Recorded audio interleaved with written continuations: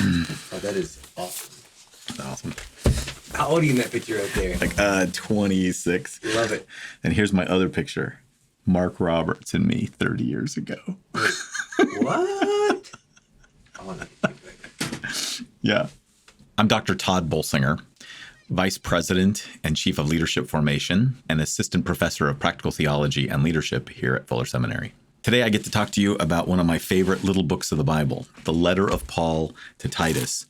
And it's exactly this long.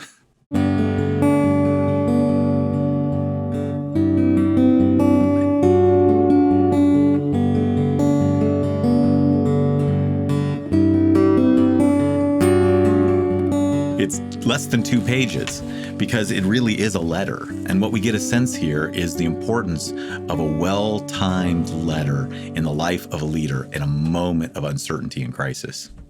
I don't know if you've ever had one of those moments, but part of my work at Fuller and part of my work for the last several years has been coaching and consulting and working with leaders in lots of different contexts in a changing world. And very often I find myself getting to be the person who gets to send an email or make a phone call or reach out to them in response to a moment of crisis in their ministry. And it's a privilege to walk alongside them. And one of the reasons why I feel that privilege so deeply, and one of the reasons why I have such affection for this little book of the Bible, is because I had that experience.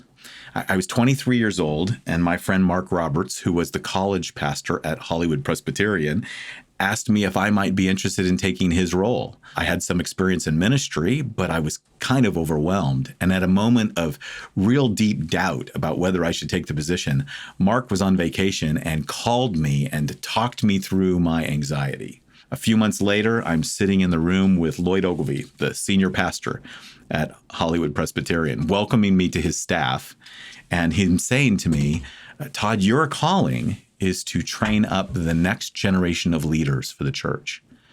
That word to me not only became a description of my job at Hollywood Presbyterian, but it became my calling for the next 30 years, including what I do here today at Fuller.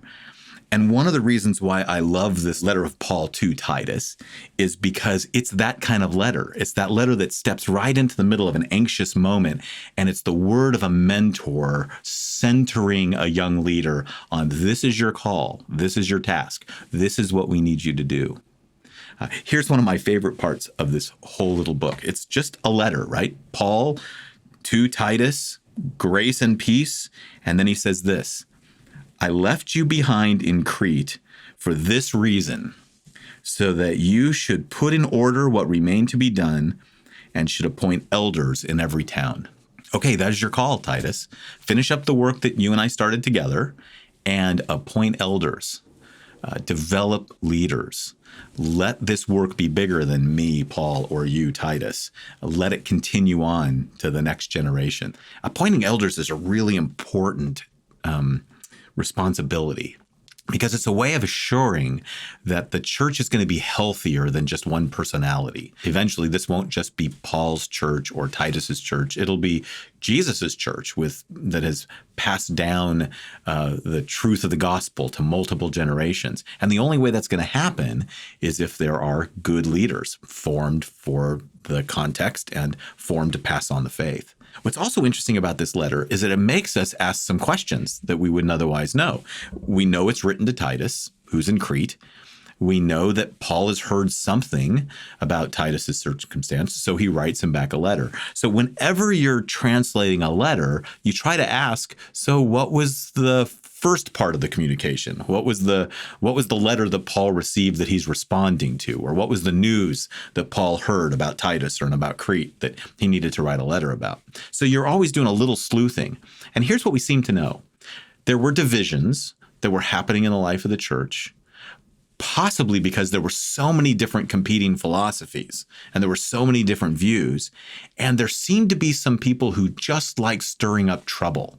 They just liked being contrary. They might have been challenging Paul. They were certainly challenging Titus. And so what Paul does is he reminds Titus of the most important things. And he puts it this way. And I'm going to use a different version of the Bible that comes from using my Kindle, because it's just this good reminder that we are ourselves in this time where we have both printed text and digital texts, right? Teach them to know the truth that shows them how to live godly lives. That's what the book of Titus is all about. The truth that you should know and teach, and the godly life that will become a witness to that which you know and teach. And all leaders, especially when there's a time of conflict, and especially when there's a time of division, need to be able to hold on to those things. What do you know to be true? What do you know to be that which is greater and more important to you? What do you submit yourself to and hold on to? And then how does that demonstrate in the way that you live? Teach them to know the truth and show them how to live godly lives. And that combination shows up throughout this whole little letter. Titus, you have to be a person who knows the truth and lives godly lives. You need to find and train up future leaders, elders, people who will step in and work with you, who know the truth and have godly lives. And both of those have to be together. So throughout this little letter, this is what he focuses on. First of all, sound doctrine. Know the truth. Know the truth about the gospel. And there's this great section right here in the middle of it where Paul reminds them of the gospel. Chapter 3, verse 4 and 5. But when the goodness and loving kindness of God our Savior appeared, he saved us. Not because of any works of righteousness that we had done, but according to his mercy. Not because of any goodness, any works of righteousness, anything that we have done. He saved us because of his mercy. The first most fundamental truth that Titus needed to be reminded of and that he needed to teach to other leaders is that you are saved because God was merciful to you. And because God was merciful to you, then you not only need to believe that, but you need to live in response to that. So teach sound doctrine. Make sure that everybody who's in leadership understands that this isn't about your righteousness. It isn't about your goodness. It isn't about how smart you are or how clever you are, how rich you are, connected you are. It's about the fact that you received God's mercy and now live a life that demonstrates that. At the end of Paul's letters, he is always name dropping.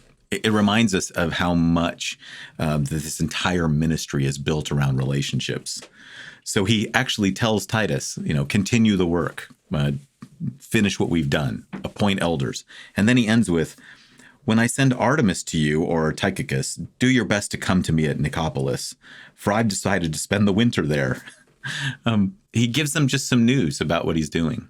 It reminds him, and it reminds us, that Paul's admonition and Paul's teaching is really built around a relationship. They really are friends, and he really is a mentor. And that it is because he's a friend and a mentor, and they're both committed to a mission that's bigger than themselves, that Paul writes a letter to a young leader, reminding him of his charge to teach the truth, to raise up leaders who will live godly lives. And for whatever you do, make sure that it holds the unity and the ongoing growth of the church in front of you in every way.